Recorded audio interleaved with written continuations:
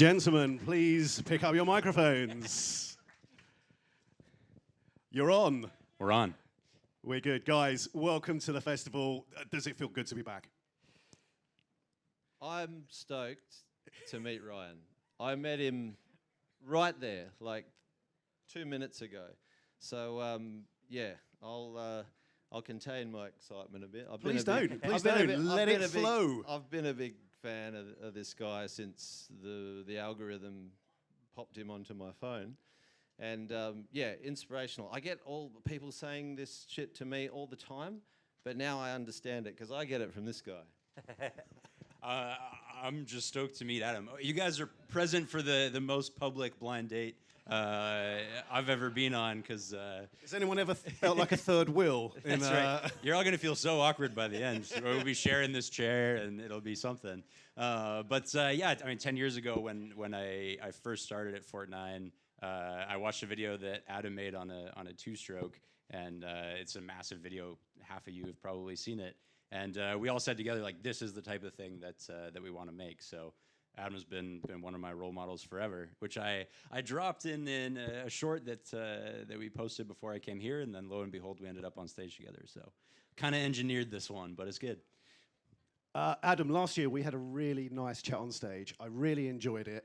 And then at the very end of our talk, you told me that I had been pronouncing your name wrong for an entire hour. So I don't get it wrong this time, please tell me. Adam Riemann. Nailed it, mate. Oh, yes, yes, Nailed yes. it. I rewatched that video the other day and cringed on the inside, but you were very, very gracious about it. So to start our chat today, we don't have presentations, we don't have movies, we don't have sound effects, we just have two of the most inspiring and entertaining people on two wheels to have a chat. So to introduce them, I thought we would play a little bit of a game, which I'd like you all to join in with, if that's okay. And I'd like to see if you guys get the answers to this as well. We're going to play a little game called Adam or Ryan. I've taken some quotes from your hugely successful YouTube videos, and I'd like us to guess who said what quote. So, to begin with, motorcycling is the most dangerous thing I do, but it's also the healthiest thing I do. What are we thinking? Adam or Ryan? Adam? Show of hands. We got Adam? Show of hands. Ryan? Do the gentleman in question know? I do not do much cycling, as you might be able to tell, so I'm going to go Adam on that one. It's a beautiful quote and a wonderful, I think, piece of narration over one of your videos. Okay, next up we have, it was an asbestos mine, which isn't the best place to ride. We saw all these hills and they were a weird moon grey, and we thought, well, that'd be great. Adam or Ryan? So hands for Adam. Hands for Ryan? Oh, they know it. Well done. Can you name the video? Yeah, that was the original Africa Twin review in a town in Quebec called Asbestos. It was named for its asbestos mine. So there's no secret about it. You know when you get there exactly what you're riding on. But it had been raining, which keeps the dust down, and I maintain that was very good for us. Wasn't there some beautiful clear blue water that you were tempted to dive into, but thank God you didn't, because you're here today? Yeah, Gatorade blue. It's not a natural color for water to be. But yeah, this is all premature. I mean, ask me in 20 years and we'll know. We'll know then whether it was wise or not. That's it. Have you rewritten the health and safety forms for FortNine now? We always joke. FortNine's headquartered in Montreal, and my little team that does videos is in Vancouver. So it's a constant refrain. There's no health and safety out here, boys. So that's pretty much how we do it. Nice. Okay, next quote. Maybe I can find a redeeming style feature in this designer's diarrhea. Hands for Adam. Hands for Ryan. Oh, they know you too well. You've got a beautiful poetic way of describing motorcycles. Yeah, I mean, it's all just potty humor, so it flows naturally since I was about 3 years old. Just give us what we want. Yeah. Okay, next up we have, I think it's becoming a new passion of mine, discovering an underrated motorcycle and riding it on a massive adventure. Hands for Adam. Hands for Ryan. Not a single Not a single hands. It's you, sir, isn't it? That's the OG Africa Twin, right? KLR 650. Your newfound love. I even bought it. Sorry, we won't laugh about that bike anymore. We are going to talk about that bike in a little while. But, okay, so next quote. This is a long one. Bear with me. Now, this motorcycle is not floating up into the ceiling or sinking down to the earth. So we know that FR plus FF must be equal to W. And since it's not rearing up like a horsey, we know that FF times its moment arm D must be equal to W times its moment arm X. What do we... hands for Ryan?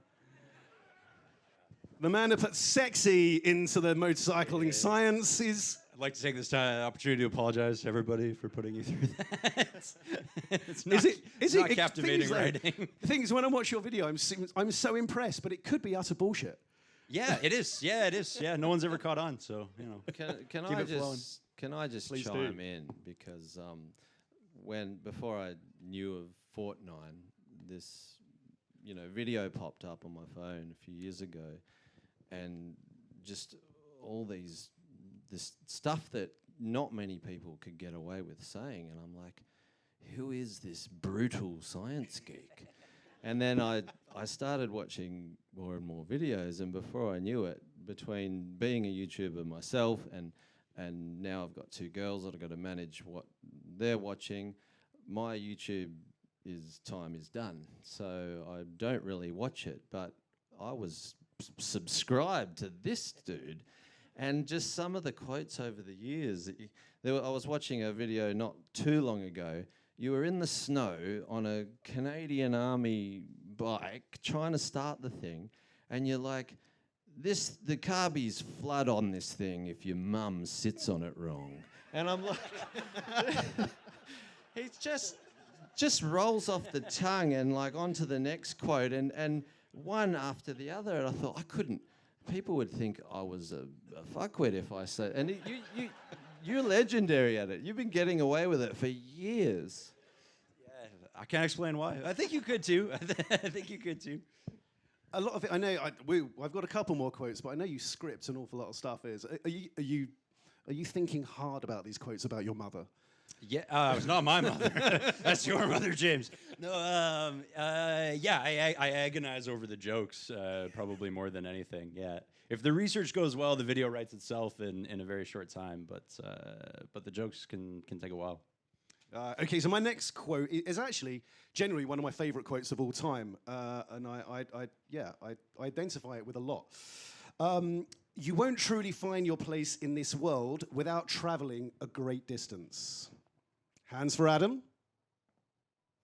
Hands for Ryan. You guys are good at this game. You must watch a lot of YouTube. What are we saying, guys? Yeah, they nailed it.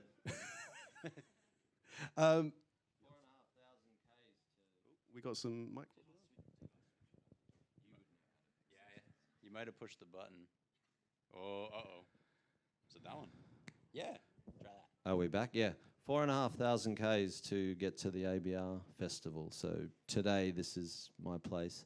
I rode here on that XRV 750 over there, the Iron Horse. I know more people have come to see that than they have me. But yeah, well, you'll get to hear it and see it at some point. But yeah, I did say that. I don't know. You did say shit that. just comes out, and I say it. And I kind of want to ask: does this shit just come out? Because it's like, I don't want to blow smoke up your backside, but it's quite deep stuff. Yeah, I don't know. I think when you've been out there and struggled, and you got blisters, and you're tired, and you're like, I need to have a break from the bike, but you've banked all this golden memories, and you would get it too, where you're so critical of the shots that you're getting out in the world, and around the next corner there's another mountain or another river or whatever, and then a month later you're back in your house and you put this footage on the screen and you're just like, holy shit, look at where I was. It's a different perspective. And then putting it into a YouTube video, you've really only got a short window to try and summarize what that may have meant to you at the time, and you're not saying this shit to yourself on the bike at 140 through the desert. You're just in it, in that flow state, let's call it. But to get creative back in the edit suite, yeah, some of this stuff just comes out. Sometimes people write you off for it. Sometimes people are inspired by it. So, mate, there's a lot of people here that are inspired by it, including myself. But I have another quote. Oh, yeah, round of applause. Go on.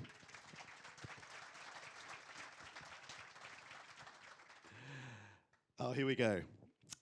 I can't tell you to take the armor out of your jacket. Oh, I you can would just bring tell that one you up, James. that I take the armor out of my jacket. I love it. Life is so beautiful, and our instinct is going to be to protect it. But our imperative, we have to remember, is to appreciate it. Hands up for Ryan. Not much of a question on that. Did you cop a little bit of criticism for that one? Yeah, it's one of my less popular opinions, I guess. So yeah, I hear about it every once in a while, which is probably a good thing. But what whether you agree or disagree with what you're watching, something I always trust is that you've put a hell of a lot of research into that before you've made those statements. Yeah, Hopefully. it's true. There's yeah. No, that one I just came up with. Yeah, there's a few studies that I said in that video on the efficacy of armor, particularly for breaking bones. So the kilonewton threshold in most pads is below the threshold for even some of the stronger bones in the body. So it just doesn't do that. It does lots of other things, right? And that's what most people want to talk about when they want to talk about that video, how you can slide on a pad for a long time and you might not be bruised the next day where you would be otherwise, and that is absolutely true. The thing with motorcyclists is we all make a choice between danger and safety every time we ride, right? Motorcycling is not a safe thing to do. So we've all weighed those things and found our happy medium. It should be no surprise that some people's happy medium is in a different spot than someone else's. Anyway, I could go on for ages about that one, because this is a conversation I have reasonably often. We'll move on. Can I just point out the it. genius of that video? Obviously, the subject was really cool, but if this is the one I'm thinking of, you reeled that off in one take, walking through like a park or alongside a river, and the camera was on you the whole time. I thought, you're too good for YouTube, dude. Like, I need multiple cameras and cuts and have another crack at it. But that was one seamless take on a pretty full-on subject. So Yeah, those are my favorite videos to make because of the simplicity of shooting them. Thank you. It's Soak it up. Come on, soak it up. It's too kind, but yeah, it's shoot days can be super long. I mean, as you know, and the beauty of oneers is you might have to practice a few times. You might have to block out your position with the camera, and you might spend a few hours figuring out how to get the shot.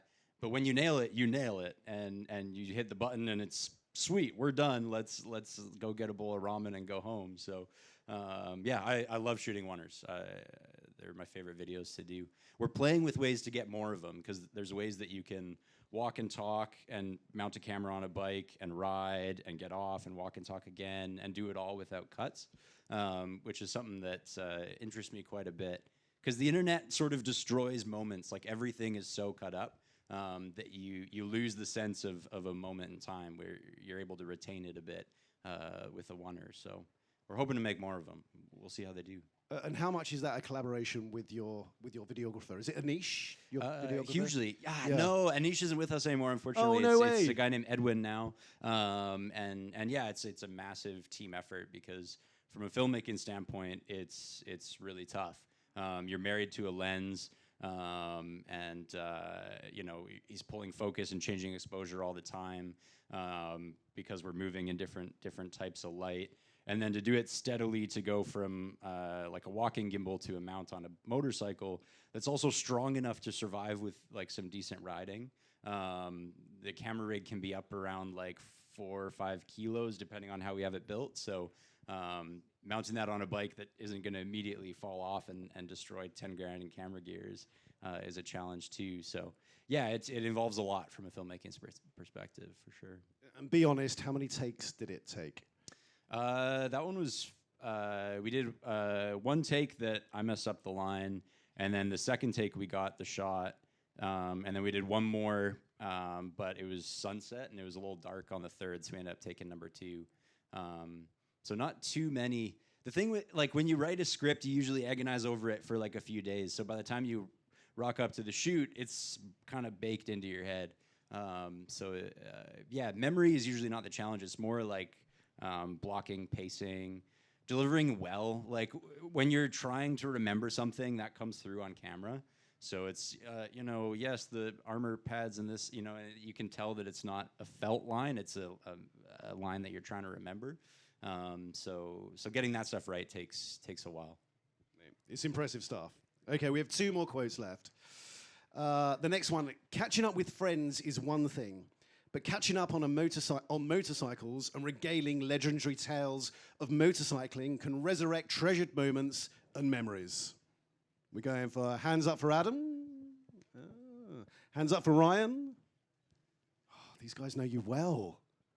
And this was from one of your recent ones. The KLR 650 when I met up with my friend that I used to race with, Jeff Edwards, and getting out there and dragging him out into the middle of the desert like a high-pressure, big-scale farmer that was, surrounded by stress, and I pulled him back to the real world and put a smile on his face and just saw him become the rider he was 20 years earlier. Motorcycling is good for people. You see it when those sort of situations happen.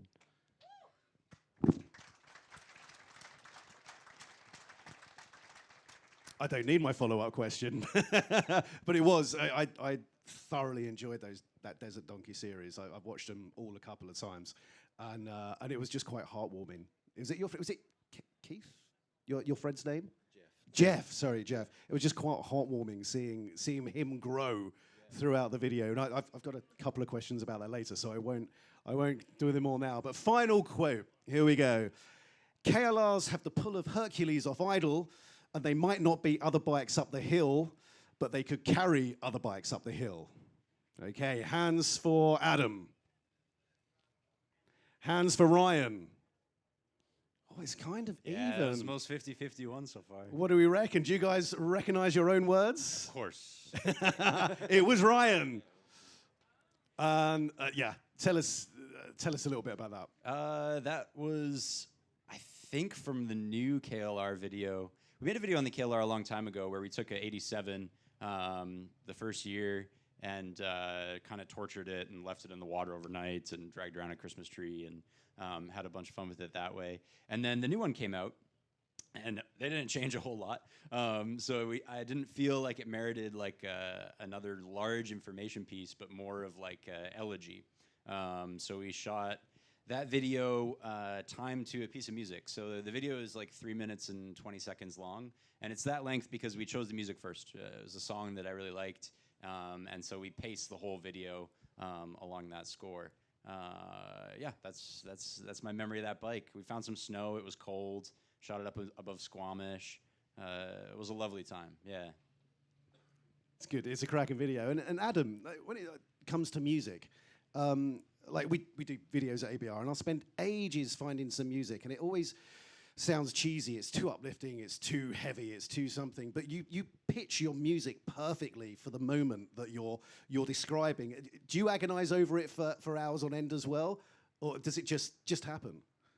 Yeah, it's always, there's hours involved there, and you've got the headphones on and the laptop out, laying in bed, and it's nearly midnight and haven't even found one song that fits that landscape and that part of the ride. And it's, I don't know, like I really enjoy that connection that music videos. I used to watch MTV and video hits as a kid every Saturday morning. Showing your age now. And yeah, of course. And it makes a good, the most memorable and impactful videos are synced with good music, and even more so when you can splice that together with action footage of motorbikes. You take the music out of it and it's like a okay footage, and you see other things, you drop music on it, and it just becomes immediately more powerful depending on what the music is and what the action shot is. So that takes a lot of the time to try and fit. And sometimes you don't have the time, and the results show because they're not as popular or they're not as impactful. And I'd love to know where you edit. Are you, creating these kind of cinematic, awesome YouTube videos? But are you in a little broom cupboard with a pile of kids' toys on one side and so forth? You've nailed it. Have I? Kitchen table, headphones on, half getting the kids ready for school. In bed, Mrs. is on, TikTok. On a plane, just anywhere and everywhere. I'm doing it all out of a Mac now, and just trying to feed the beast. Like, when did you start YouTube? I feel like you've just breezed in and nailed it. Like overnight sensation, Ryan F9. Just straight past. He says he's inspired by me, and then just blows past straight to 2 million subscribers. I have a massive cheat factor in that I don't do the whole thing myself. So I'm hugely impressed with you guys when you talk about going out and shooting something and then popping on the headphones and choosing music and editing. And it's two entirely different skills to carry. On top of riding, which would be the third.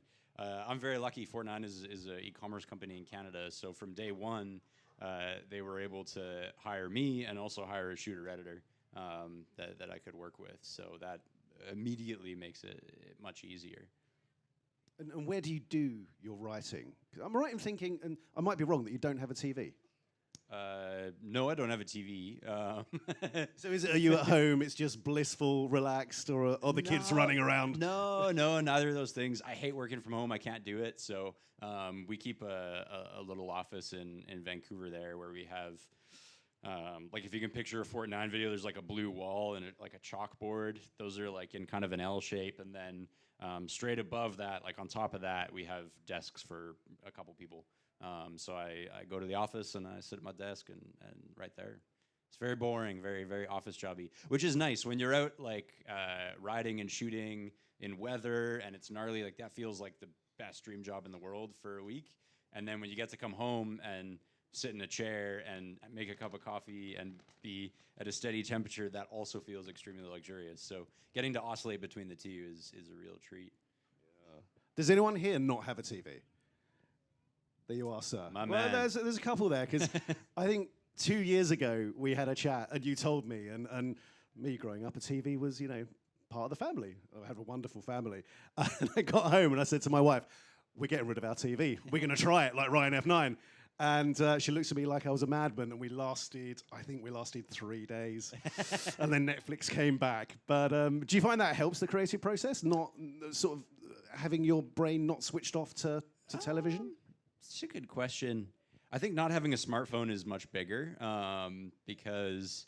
You're the least techie internet sensation, you know that, don't you? Yeah. I mean, I'm such a hypocrite because we have a work phone, which I have in my pocket right now, which is a smartphone, and I take it when I travel because maps and flight tickets and everything, it is better. But my day-to-day life, I just use a flip phone, and I find that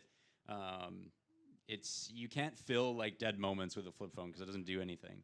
So when you're like sitting in line at the grocery store or sitting on the bus, you have to just look out the window and think about stuff, and that's usually where like an angle on a video will kind of come. Because I do the writing in the office, and I'll get kind of the information down, but the video won't really be singing, and it won't be that great, and I'm not sure why, and it'll often just sit in the back of the brain, not even thinking about it, but then a certain angle or a certain shtick or something fun will usually pop up in those dead moments where you might be scrolling on a smartphone otherwise. So that, I think, makes a big difference. Not having a TV, it just helps me read more. But that's more like an evening relaxation thing. So, have you had any ideas that your camera guys just said no chance? That's too crazy. It happens all the time. Mostly because I have a horrible understanding of cameras and technology to the point where I won't know when something is like super impossible. So I can write a video concept, and immediately the filmmaker can look at it and say we can't do that because of X, Y, Z, and they're reasons that I'm not even aware of. Now, you guys, pretty popular here over in the UK. You get recognised quite a lot. especially at the ABR Festival. We love what you do. But question for you, Adam. What's it like coming over to a completely foreign country and seeing people walking around with a picture of your motorcycle on their T-shirt? Have we got them in the... There we go, front and center. That must be kind of weird. I know my people are here. And it's happening more and more. Not so much the T-shirts, but just...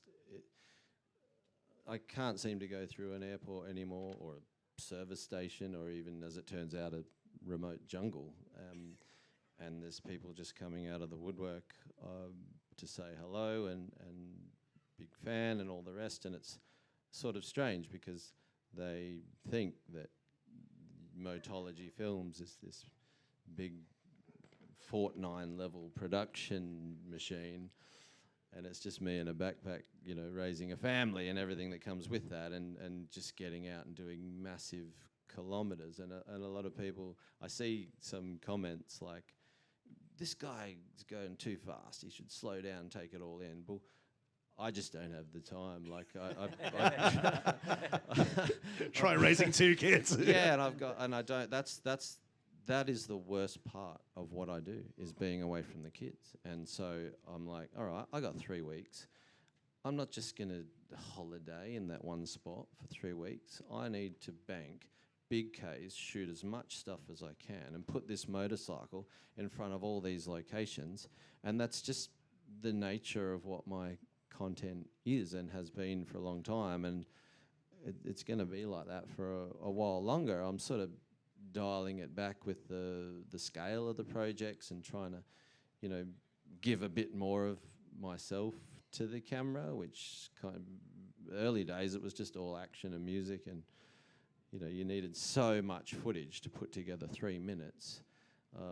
My style of filmmaking is what the hell do I talk about when I'm just out there on the trails? I want to show people the action of the bikes, and sure, a little bit of cultural things come into it and motivational quotes and all that, but for me it's really just, okay, this is the plan, which got turned on its head because the bike was late. I originally was supposed to get here a week earlier than what I did, and then bike was late, pushed my flights back. That was fine, another week at home with the kids, but then literally landed in London 9 days ago, and day one just punched out 800 Ks to get to nearly Inverness in Scotland, and then just toured 2-3 days in Scotland, jumped the ferry to Ireland, 2 days in Ireland, and then 3 days in Wales. And I hooked up with my boy Lel Pavey in here, and he helped, you know, put me into the hardest off-road shit that I want to. That's when I get happy, you know. If the hard drives aren't filling up, the mood goes down, and especially when I know what am I doing here otherwise? I'm not on holidays. If I'm on holidays, I want to be here with my kids. So I've got to ride, I've got to film, and I've got to hit these locations. I call them waypoints, you know. It's just this ex-racer rally mindset. Got to try and get here, get there, not get arrested, not crash, not lose my camera gear, not so many things. And it's just project mode, and it's just probably sets the theme of what a lot of my content is. And are you planning that content ahead of time as well as the route, or are you just finding what's on the road and working around that? Yeah, to a certain degree. I really had no... Scotland, I didn't even know which direction I was going to go because of the flight thing, and it was now rushed and changed, and do I meet Lel in Wales first, or which way do I go? And then I did this post on my Facebook saying I'm about to be reunited with the Iron Horse, and yeah, all these comments blew up. They know I'm coming to the UK, and then literally I'm packing my bags to leave to go to the airport, and I saw this one comment of a dude in Scotland, a Polish guy, put a picture of his Kajiva elephant, like a trick-looking nemesis to the Iron Horse. And he goes, not if, but when you're in Scotland, come and say hi. And I'm like, I'm going to go riding with this guy, and he is going to show me where the stuff is. You know what I mean? And just like that. I don't normally do that because you don't know what. It's a bit like a blind date. Who this person is. But I did it, and he was fanning out for the first half an hour. I'm like, dude, come on, let's get on with it. We got to do this. And then he was just on point, and we're staying here. We're going to ride here. We're going to do all this. And it really set the tone for my UK trip, and I started to fill the hard drives and getting around Scotland. And then the best thing about where you started, the Warhorse shirt, my people, last year, I don't know if you remember, I spotted after the GoPro arena, I spotted a couple of Warhorse shirts in the crowd, and I just parted through and I went and shook this lad's hand. I said, you know, I know that shirt. A couple of Irish lads that owned an XRV 750. I stayed in touch with them, and they said, if you're coming back to ABR, come and ride in Ireland with us. We'll show you around. And so after Scotland, they gave me some routes. I met up with them a day later. I had 3 XRV Africa Twins in a row, got pretty heavily drunk with them at a pub, and then jumped on the ferry. And it's just been this on-the-fly story that got turned on its head in last minute because the bike was late and I had to push my flights back. And then even the timing to hook up with Lel and the tracks where we were even going to go, it all just really happened on the fly. All I knew was that I've got to fill 8 days worth of content, and in a couple of weeks you'll see the result of that. Yeah, and Lel Pavey, bike journalist, one of the UK's best adventure bike riders. What was it like riding with him? He was doing his best to keep up with the Iron Horse. You wait till you see his video. And are you just a spot in the distance? Is not, that it? There's a dust trail. Not just Lel, but his 2025 model Transalp was doing, had its work cut out for it, running with the Iron Horse. And you will see the outcome of that. So keep an eye out for my video, keep an eye out for Lel's. I won't say any more about that. Okay, now, I know that you guys both share a little bit of a love, which we touched on earlier. It's something old, dirty, heavy, and rather wonderful. It's you know what I'm talking about. It's the Kawasaki KLR 650. I'll start with you, Adam. How did you come to ride one across Australia in your recent video series, and did you realise you'd fall in love with it? It was just a piss take, really, to start with, and I'm guilty of laughing at making fun of KLR riders and you know the way they choose to travel and just the bike itself and I don't know, easy target. I've done videos in the past where I've spotted them on the road and look at old mate in his KLR checking into the motel. He's not going on. You know I was just making fun. And then, but my first bikes I ever raced were Kawasaki's, KX250, and I do have a soft spot for Kawasaki. And it's just been a notion, an idea in the back of my head. Like, one, I will come good, and I need to do it for the KLR riders out there. And two, I just sort of have wanted to dumb it all down and reset a bit and just do something different. And I thought, approach Kawasaki.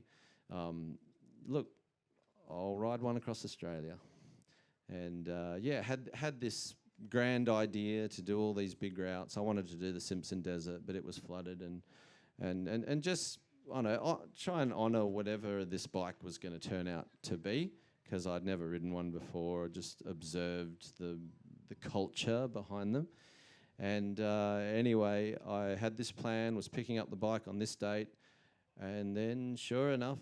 Very grateful.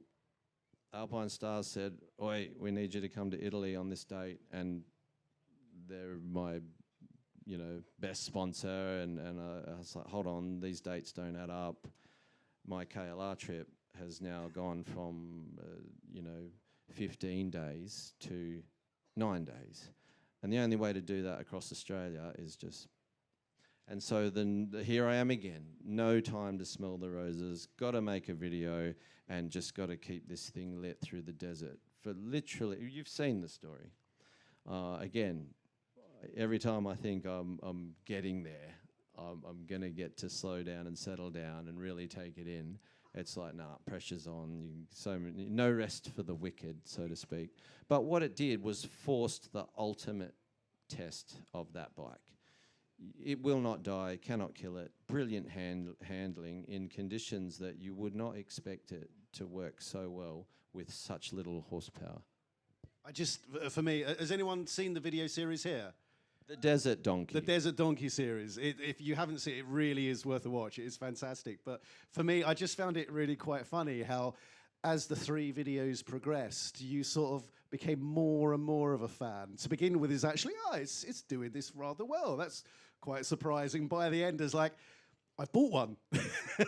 And have you genuinely bought one? I did. Where I went into the dealership, the bike that I was on was fine, but it was Kawasaki, one of their media fleet. It's a 24 model. I looked online. There's an actual 25 model clone version of the same thing, different color. And the dealership where I took the bike back in, they'd been following the whole journey.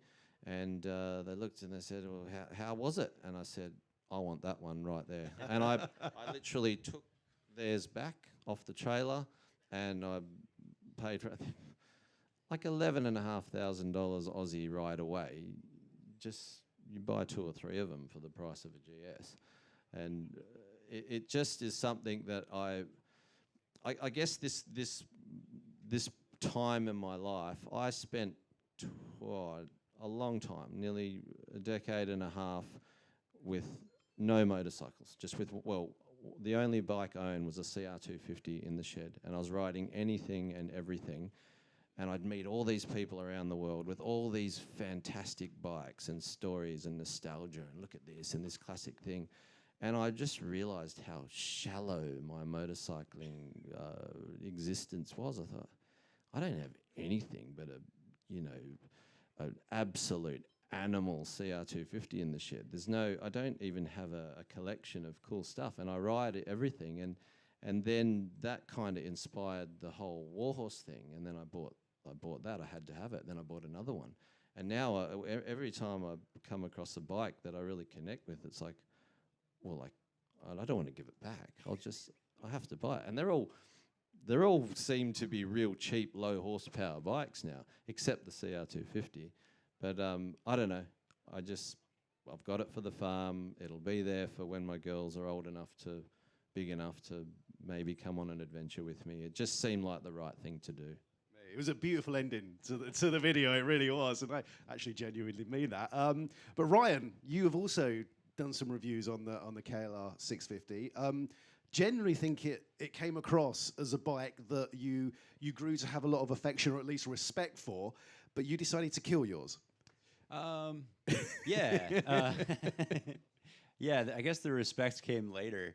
But After the killing. After the killing. But yeah, they're super tough things. Like Adam says, they're pretty low horsepower, but they handle okay. Kind of like a OG middleweights, I guess. Like they're long before like T7s and Touareg 660s and that kind of thing. But it's a good usable package for both highway and dirt. So great proposition. Like in Australia, they're super cheap in Canada. Like you would never pay $11K for one Canadian even. They're really affordable. Yeah, to ours, I mean, we left it in the water overnight and we towed a bunch of really heavy stuff with it. I hooked this rock jump with no bash plate on it, and immediately just caved in the underside of the engine. Only one of the cases, the other one was okay, and we patched it with a beer can and JB Weld just to make it work and get out of there. But I rode it like that for a long time, and it was still fine. And ultimately came to love the thing enough that I felt like it deserved a little better. So we stripped it all down to its component parts and rebuilt it. Not new and not really nice, but just totally functional again, which is kind of where a KLR loves to be. Still got the milk crate on the back, which is standard equipment from Kawasaki. And yeah, they're cool machines. Yeah. Do you guys get them over here? I don't think we don't, do we? Does anyone know? I think, didn't the emission standards stop it? Used to. We're gonna have to start a racket of importing KLRs to the UK and selling them for crazy prices. I tell you what, you guys are great for bike marketing though, because I watched both those videos before doing this interview, and it's made me want one, like really badly. And I'm riding around on a GSA. I'm like, no, I want a KLR 650. But yeah, no, it's okay. And I've got a list here of the things you did to it.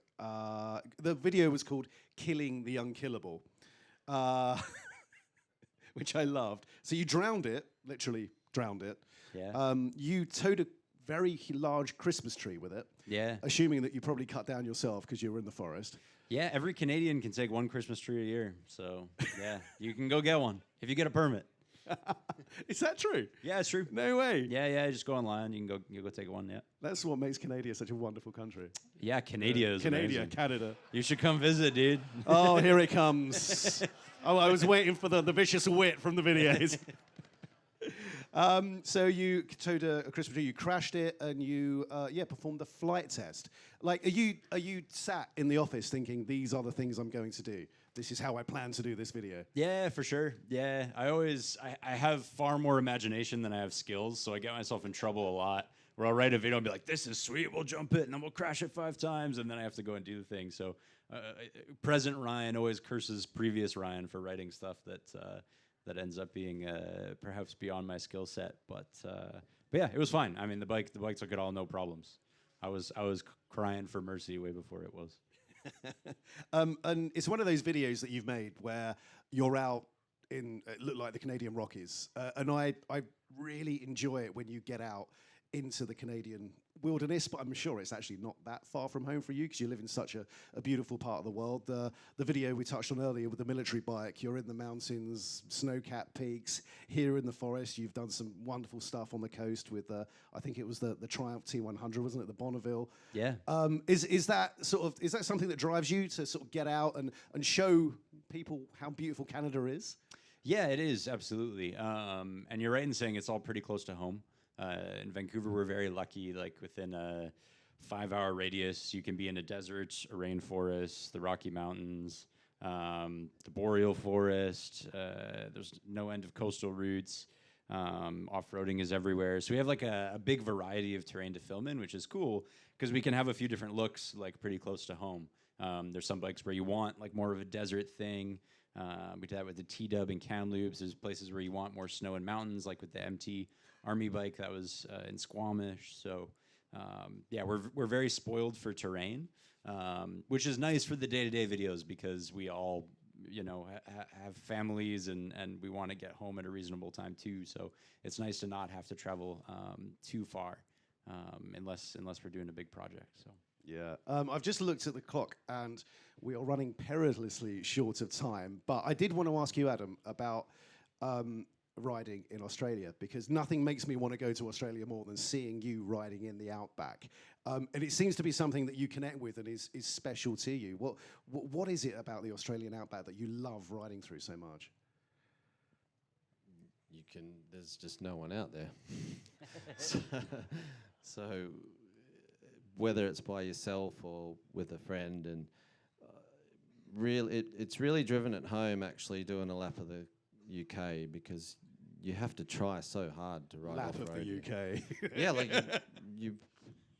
Wales is different. That's probably your off-road mecca. But outside of that, yeah, it's almost a lot of the TET trails just seem like desperate attempts to link up any little lane or patch of dirt that just to give people. Don't rub it in. and so this is what, coming back to Australia, it's like two-wheel freedom, as fast, as slow, as you just can't be. Just take your bike onto that beach or climb that hill or go down that gorge. Or it's so big they can't police it all because it's just so big.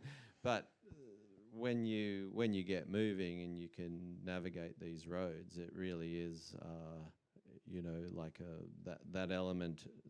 It really sells that two-wheel adventure if that's what you're after, and just the animals and the prehistoric landscape. It's a really different vibe. Like I obviously I'm Australian, I grew up there, but the whole population's on the coastline, really. When you head into Central Australia, you have farms and native communities, but in between there's a lot of just the planet, and stuff doesn't grow there. There's sand for hundreds of k's there, and it really is, it forces independence, and there's something in that too. Anything goes wrong sort of in the UK, you just park your bike and walk out onto that road and there's traffic everywhere. So you're not really remote, but when you put yourself into these remote locations and you're accountable for you, there's something quite calming about that. It's like, yeah, I can't really explain it. You probably see a lot of it in the videos. Good answer. You know what I mean? Yeah, and it comes across beautifully in the videos. I could sit and talk to you for the rest of the day, and I'd love to, but we have a schedule to keep to. I'm going to break that schedule a little bit because I'd like to open up the floor to anyone that has questions for Adam and Ryan. We've got a chap down here at the front.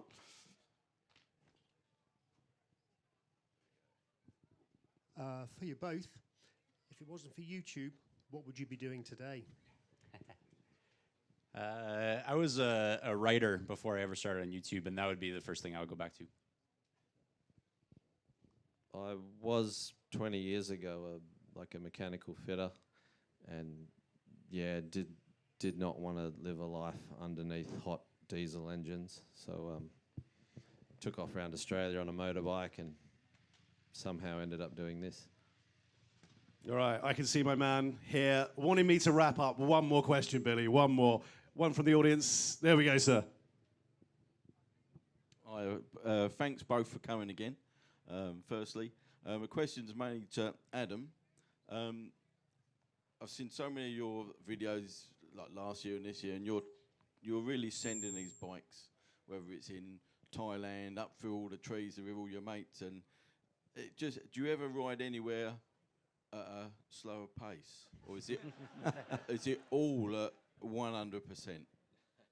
I know how it looks, and for me, I don't have the genius and the wit and the vocabulary just to keep people entertained. So I like to show the performance of the bikes and riding them in that capacity.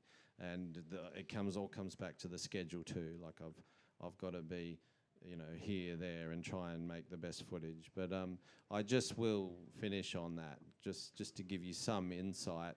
I raced them for 30 years, and when I was at the peak of my racing, which was just a mid-pack nobody in among some of the best riders in the world who are Australian. And so every weekend I was out there training and trying to chase these guys and home in on that 10%. And every weekend you get home Sunday night and you've had 7 or 8 of the biggest moments on a motorcycle ever. Every weekend. And then every third month you'd cartwheeled and you'd have broken ribs and you'd be in hospital. And then, 6 months later, and you're not scared or sore, you're really pissed off because you were getting so much momentum, getting close to the best riders, and then you're out and you've got all this reverse momentum. Now, when I'm on the bike and I'm making these videos and I'm doing my thing, I don't even want to have one moment. So even though it looks pretty loose, it's crazy. It's just a background of racing. That's just how we ride, And so as long as I'm operating at a level where I can at least control those moments to almost one a year, then I think I'm doing okay. You don't see helicopter pilots and airplane pilots getting loose, but they're doing a pretty amazing thing flying planes. So does that give you some kind of reasonable answer? Guys, we do need to wrap out our chat, but could I just ask a quick favor? Could you stay in your seats before you applaud? Because our photographer would like to take a photo. Gents, are you okay just to jump down here? We'd love to have all you guys in the image as well.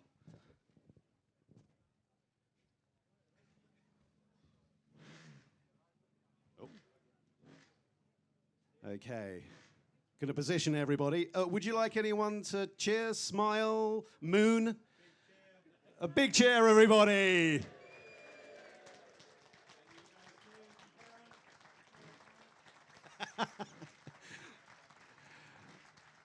Ladies and gentlemen, please give it up for Adam Riemann and Ryan Kluftinger. Thank you very much, gentlemen.